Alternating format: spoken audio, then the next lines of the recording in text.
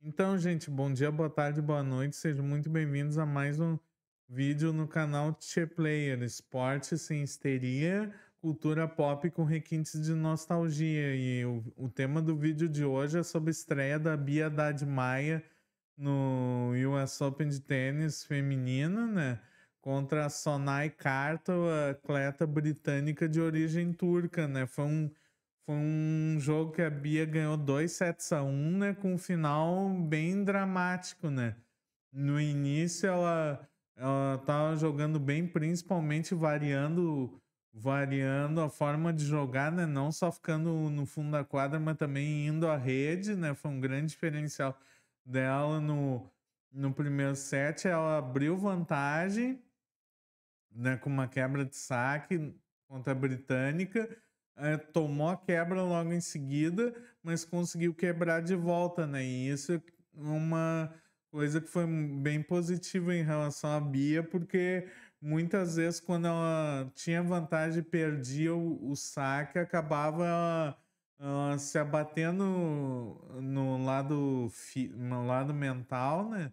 E isso acabava o adversário reagindo, mas nesse caso, no primeiro set, ela conseguiu correr atrás, quebrar de volta o saque e fechou o primeiro set em 6-3. Aí no segundo set, ela não começou tão bem, uma série de erros, né? Aí permitiu que a carta abrisse 3-0 e aí a britânica mandou no segundo set, né? A Bia não se achou de forma nenhuma e a Cartel fechou 6-1 o segundo, né? E o terceiro set foi drama praticamente do início ao fim, porque, né, a Bia começou muito melhor o terceiro, né?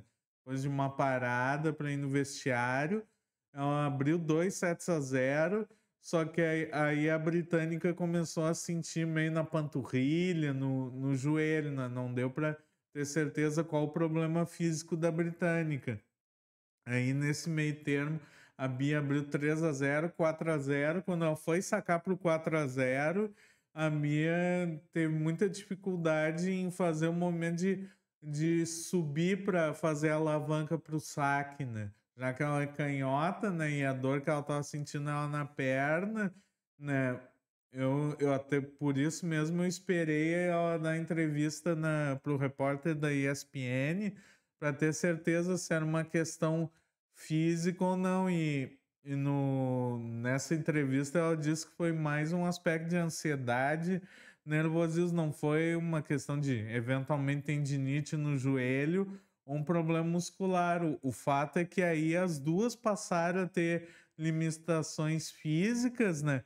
Aí o jogo virou um drama, né? Porque ninguém tinha uma movimentação boa, queria definir sendo na primeira bola, se possível num ace, ou então fazer as curtinhas, os drop shots, né? Aí a Bia acabou fazendo uma série de duplas faltas, perdeu o saque, ficou 4-1. Só que aí a britânica, por conta das questões físicas dela, né? Aparentemente mais na panturrilha que no joelho.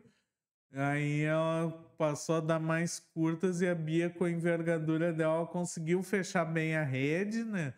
E aí, se aproveitando de erros não forçados da britânica, quebrou, fez 5-1 e depois sacou no para fechar 6-1, né? Teve um pouco de dificuldade, né?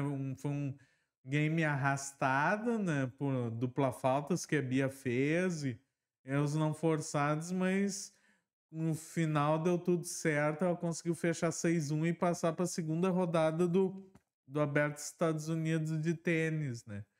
E como é o meu primeiro vídeo que eu estou fazendo a respeito da Bia Haddad Maia, uma das coisas que eu sempre observo no jogo dela, e isso que um dos esportes que eu mais acompanho, acho que eu falei mais ou menos isso no vídeo anterior do João Fonseca, é que é o tênis. E, por exemplo, que eu acho que foi o ponto fraco assim da Bia para não alcançar voos maiores ainda do que ela já conquistou, né? É a questão de confiança, né? Porque ela tem envergadura, ela tem tamanho, ela poderia jogar mais forte, né? O preparo físico, muitas vezes ela ganhou das adversárias no terceiro set por conta do lado físico, mas eu acho que é um pouco de confiança de acreditar mais no jogo dela, de ir para cima. Às vezes, essa falta de confiança que ela manifesta em muitos momentos acaba retraindo ela e aceitando, às vezes, o jogo de adversárias, na maioria das vezes, inferiores tecnicamente a ela, né? Isso que já teve grandes vitórias, por exemplo, contra a Iga Swiatek, que já foi número um do mundo, né? Atualmente é número 2. Contra a Helena Rybakina, ex-top 10, né? A Ons Jabeur, ex-top 10, né? Na Maria Sakkari, grega, né? Ex-top 10. Então a Bia já teve grandes vitórias ao longo da carreira dela, né? Ela tem 29 anos, né? Isso que eu acho que ela não conseguiu dar esse passo a mais, de repente conseguir um torneio 1000, assim, um grande slam por conta disso, essa falta de confiança que em grandes jogos acaba pesando a favor das adversárias, né? Que já estão mais acostumados, e também às vezes a pressão assim de no tênis feminino a gente tem a Luísa Stefani, assim, que é uma grande duplista, mas na simples o papel principal foca no tênis feminino na Bia, né? O João Fonseca no masculino ajuda a equilibrar digamos assim, a pressão do público por resultados, né? Mas essa ânsia, assim, que brasileiro tem, assim, quando tá olhando o esporte, de pensar muito mais em ganhar, em cobrar do que incentivar, por vezes atrapalhou demais a Bia, né? E ela acabou sentindo essa cobrança. Eu acho que é um dos aspectos também que afetou a confiança dela em muitas partidas, né? Que ela poderia ter ido muito mais longe nos torneios, né? Nesse US Open, né, ela defende quartas de final do ano passado, que ela foi bem grande, perdeu para Karolina Mukova, né, uma tenista tcheca, né, que é bem versátil, né?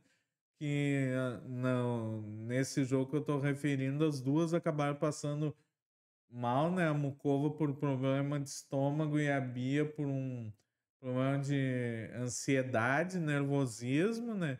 E aí ela acabou perdendo nas quartas de final. Então, pelo sistema de pontuação do tênis, ela tem muitos pontos a defender do ano anterior, né?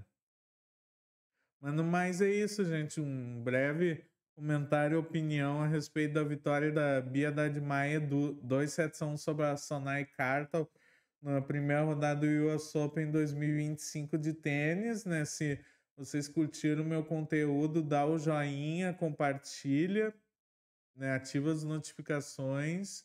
E é isso, né? Em breve a gente tá voltando com mais um vídeo ou sobre esporte ou sobre cultura pop. Até mais.